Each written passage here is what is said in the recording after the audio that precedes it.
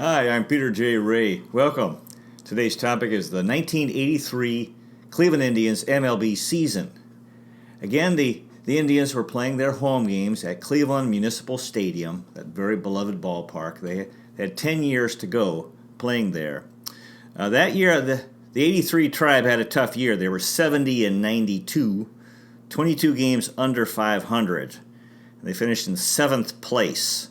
Used to be, after the division, you could only finish in as low as 6, but now they added Toronto, so I think we were in dead last. 28 games out of first. Very tough year for the Tribe. But again, baseball is a wonderful game, and we still had all these interesting personalities, and we had good times in 1983 as well.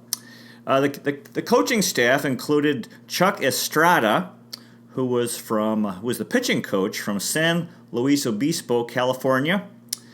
Johnny Gorel was another coach.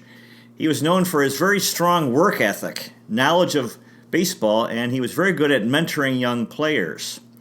And actually, today he's 84 years old. He's from Cumberland, Rhode Island, and he's still working for the Indians as a special advisor and involved with player development. Johnny Gorel. Another coach was Don McMahon, who won the Frank Gibbons Steve Olin Good Guy Award. I know Steve Olin was the Indian player who was killed in a boating accident in 1993. McMahon was from Brooklyn, New York, and in 1987, this is 4 years later, he was the LA Dodgers pitching coach. And while pitching batting practice, he had a heart attack and died at age 57. Very tragic. Another coach was Ed Napoleon. And fans listening to the games on the radio listened to Herb Score, who was very familiar and a good guy. Everybody loved Herb Score. He seemed like a good friend. And Nev Chandler was his partner on the radio. Nev Chandler could really talk. Did a really good job. Now, games on television, we had Joe Tate calling the action, and Tate did a good job. Longtime Cavs announcer. Another fellow was Reggie Rucker, who had been a Browns wide receiver from 1975 to 1981. Rucker was a good player for the Browns, and here he was doing Indians games on TV. And again, we had Rapid Robert Feller, also broadcasting Indians games, the greatest Cleveland Indian ever. And his partner was Jack Corrigan, who his signature call was when a guy hit a home run, he'd say, "It's touch 'em all time," and for whoever the player was. And actually, Tom Hamilton still has the same signature call. And for 18 years, he was the Indians announcer, and currently, since 2002, he's been doing Colorado Rockies games on the radio. Denny Schreiner was another television guy who did Indians games. The Indians manager to start the year was Mike Ferraro, and 3 years earlier as the New York Yankees third base coach in the ALCS. 3 years earlier in the ALCS, Mike Ferraro was the third base coach for the Yankees, and in Game 2 he waved Willie Randolph home in the 8th inning, and Randolph was tagged out, and then the Yankees lost that game. George Steinbrenner had a fit and wanted Ferraro fired. It became a big controversy at the time. Anyway, Mike Ferraro was our manager, and very unfortunately, during spring training, he had a cancerous kidney that had to be removed. So that was really tough. Here he gets his big break. He's a Major League Baseball manager. The Indians did not play well under Mike Ferraro. Their record was 40-60, which is very bad. That's a 400 average, and he was fired after 100 games. And it's too bad he was sick. I'm sure that had some effect on his ability to lead the team. And then Ferraro didn't even manage for 1 year. Pat Corrales was the new manager, and then he finished out the year at 30-32, which was much better. I liked Pat Corrales. I thought he was a good job. He was the Indians manager for several years. He actually managed the Rangers, Phillies, and Indians, and later was a coach for the Rangers, Yankees, Braves, and Nationals.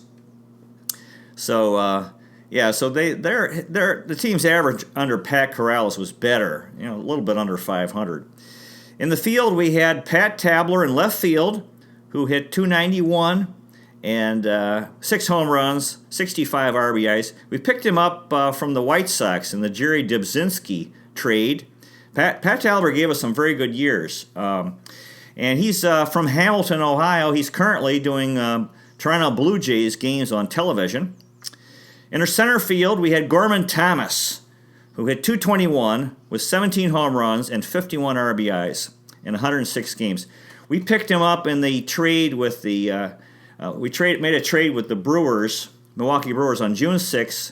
Indians traded Rick Manning and Rick Waits to the Brewers for Gorman Thomas, Ernie Camacho, and Jamie Easterly. So that was the end of the Rick Manning era. Rick Manning. So that was he was gone. But he's been Rick Manning has been Manning played for the Brewers for several years, and then he's actually been the Indians' TV guy for many years, since 1990. It was an interesting trade picking up Gorman Thomas because, Thomas he was from Charleston, South Carolina. He was a career 225 hitter, lots of strikeouts, a good fielder, a very strong arm, and he had a lot of power. Hit 268 career home runs. And the year before, he played for Milwaukee, and they got to the World Series, pushed the St. Louis Cardinals to 7 games, and lost Game 7. They called him Stormin' Gorman, and I thought it was a pretty cool trade picking up Gorman Thomas because he was on that team, the '82 Brewers. Their manager was Harvey Keene, for whom the Indians had traded Rocky Colavito in 1960 to the Tigers. They called them Harvey's Wallbangers. So anyway, we had Gorman Thomas most of the year in center. Right field, George Vukovic hit 247, 3 home runs, 44 RBIs. And we picked him up in a blockbuster deal in the offseason from Philadelphia. We traded Von Hayes to the Phillies for 5 players, including Julio Franco, Manny Trillo, Jay Baller, Jerry Willard, and George Vukovic. And then, so that was the end of the Von Hayes short era in Cleveland, who went on, had a pretty good career in Philadelphia. Philadelphia, although it was tough because they called him 5 for 1. Tough at the beginning. They gave up 5 guys for Von Hayes. So Vukovic, he had a pretty good year, gave us some good seasons. At third base, Toby Harrah hit 266 with 9 home runs, 53 RBIs, and 16 stolen bases. And so Harrah had another pretty good year. Our shortstop was Julio Franco, who hit 273, 8 home runs, and 80 RBIs, and 32 stolen bases. He was the best player we picked up in the Von Hayes deal. And Julio Franco had an incredible career. He's from Hato Mayor, Dominican Republic, a career 298 hitter, so he could hit. His fielding was a little bit erratic. He played for many teams, the Phillies, the Indians, Rangers, White Sox. He played in Japan and in South Korea. And he's the oldest regular position player in Major League history. He was playing when he was 49, and he's currently coaching in South Korea. So Julio Franco really had power, which was unusual at the shortstop position. He wasn't the greatest fielder, but he could hit. Tremendous player. Manny Trillo played second at 272, 1 home run, 29 games, and in 29 RBIs in 88 games, and he made the All-Star team. We picked him up in the deal for Von Hayes. He was from Carapito, Venezuela, a tremendous fielder, very strong throwing arm. Manny Trillo. Mike Hargrove was at first, hit 286, 3 home runs, 57 RBIs. Another solid year from Mike Hargrove. Ron Hassey was the catcher. Hit 270, 6 home runs, 42 RBIs. Another good year for Ron Hassey. Andre Thornton was the DH. He had 281, 17 home runs, 77 RBIs. His numbers were a little bit down for him. We got kind of spoiled because Thornton did so well. Thornton won the Gordon Cobbledick Golden Tomahawk Award, which is something the players would award one of the players. Chris Bando hit 256 in 48 games, reserve catcher brother of Sal Bando. Alan Bannister hit .265, 5 home runs, 45 RBIs in 117 games. So that was pretty good. Carmen Castillo hit .278 in 23 games, so his average was up. Still a young prospect. Will Culmer hit .105 in 7 games. Will Culmer was from Nassau, Bahamas, the small country off the coast of Florida, small archipelago. And he died at age 45 in Nassau, Bahamas in 2003. I don't know what happened to him, but died very young. Tragic. Miguel Delaney hit .191 in 32 games. Really, really tragic. Delaney, started out hitting .340, and next year .290. Then he was down to like .230. Every year he dropped like 40 points in his average. So his career was really, he was really struggling. Jim Essien hit .204 in 48 games. Essien later went on to become the Cubs manager in 1991, the first Major League Baseball manager of Armenian descent, and he's currently the head coach of the Greek national baseball team. Interesting. Mike Fischlin hit .209 in 95 games. He was a spare infielder. Rick Manning actually started off as the center fielder, and he hit .278 in 50 games, and then he was having a pretty good year. He was traded on June 6th. He lasted with the Brewers till '87 when he retired. Manning won a Gold Glove with the Indians in '76, and he's been the Indians TV guy since 1990, broadcasting games for 28 years, and that's the longest tenure for Indians TV broadcasters. So he's still doing games. Rick Manning, been around a long time. Good guy. Bake McBride hit .291 in 70 games. Had a pretty good average there. Carl Pagel hit 308 games. Yeah, I don't know. Didn't play him very much. Pagel eventually moved to Phoenix, Arizona, and worked as a UPS driver. Jack Percante hit .269 in 14 games. Percante was from Joliet, Illinois. Broderick Perkins hit .272 in 79 games. We picked him up from the Padres in the Ed Whitson trade. Kevin Ronberg hit .476 in 12 games. What an average. Wow. Now, Ronberg was a real character. He had a compulsive need to touch someone who had touched him. He had this superstition. If someone touched them, he had to touch them back. And then the players realized this, and that's kind of an unusual superstition. So Indians players were forever touching him and then running away, and he'd have to run after them to try to catch them. One day, Romberg was in a bathroom stall, and Rick Sutcliffe reached under the thing and touched him, and then left. And then Romberg didn't know who had touched him, so he had to. He ran around the whole clubhouse touching everyone to make sure he touched the right person. And if a person eluded his touch, Romberg would send the person a letter which would say, "This constitutes a touch." Men's Fitness magazine voted Kevin Romberg among the top 10 most superstitious athletes. Interesting guy. Otto Velez hit .080 in 10 games from Ponce, Puerto Rico. They called him Otto the Swatto. He had some power. Now, among our pitching staff, Rick Sutcliffe went 17-11 with a 4.29 ERA, 10 complete games. That really helped the bullpen, and he was the Indians' Man of the Year and an All-Star. Made the All-Star team. Larry Sorensen went 12-11 with a 4.24 ERA, 8 complete games.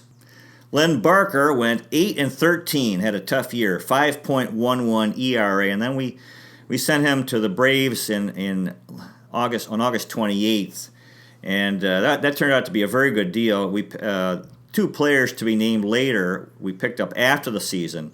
And we picked up Brett Butler and Brooke Jacoby in that deal, and they both had very good careers for Cleveland. Bert Blyleven had a tough year. He was 7-10 with a 3.91 ERA. Juan Eichelberger had a very tough year, went 4-11 with a 4.90 ERA. We also picked him up from the Padres in the Ed Whitson deal. Neil Heaton had a good year. He was 11-7 with a 4.16 ERA, 4 complete games, and he had 7 saves, so he'd been in the bullpen before they put him in the rotation. Bud Anderson went 1-6 with a 4.08 ERA and 7 saves. Rich Barnes went 1-1 with a 6.94 ERA in 4 games. Rich Behenna went 0-2 with a 4.15 ERA. We picked him up on August 28th from the Braves in the Len Barker deal. Tom Brennan went 2-2 with a 3.86 ERA. They called him the Gray Flamingo. Ernie Camacho went 0-1 with a 5.06 ERA. We also got him from the Brewers in the Rick Manning deal. Camacho is from Salinas, California. Jamie Easterly went 4-2 with a 3.63 ERA, 3 saves. Also picked up from the Brewers in the Rick Manning deal. Jamie Easterly in 1978 gave up Willie McCovey's 500th home run. Very interesting. Ed Glenn went 0-2 with a 5.84 ERA. They called him the Flushing Flash. Mike Jeffcoat went 1-3 with a 3.31 ERA. Jeffcoat was from Pine Bluff, Arkansas.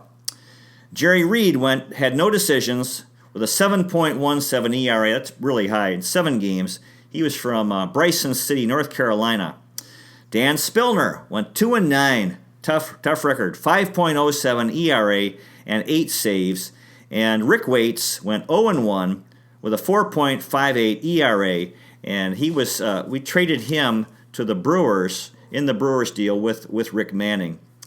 Interesting thing about Rick Waits, 3 years earlier in 1978, he had beat the Yankees in the last game of the regular season, which forced the Yankees and Red Sox into a 1-game playoff, which the Yankees won on a late Bucky Dent 3-run home run at Fenway Park. Currently, Rick Waits is a pitching coach in Taiwan, and for a baseball team in Taiwan, and the manager is Corey Snyder. So the 1983 Cleveland Indians. Yeah, they had a tough year, but they gave us also good times. Baseball's a beautiful game, and these interesting personalities. God bless all the fellows who played for the 1983 Tribe. They're forever champions of our hearts. God bless all the people who work for the Tribe, all the vendors who sold foot-long hot dogs, beer, popcorn, Cracker Jack, Coca-Cola, and so forth, and the ticket sellers, and the people who cleaned up the stadium, the grounds crew, the Bossard family, all these different people, and the fans from 1983 who rooted for the Tribe. God bless them all. Thank you so much for watching. Captains of the Cuyahoga, lovers of Lake Erie, Terminal Tower Power. Tribe rules, Cleveland City of Champions. It's been 70 years since 1948. It's our year. I see a Euclid Avenue parade coming in early November. Thanks for watching. Take care. Go Tribe, and I'll see you next time.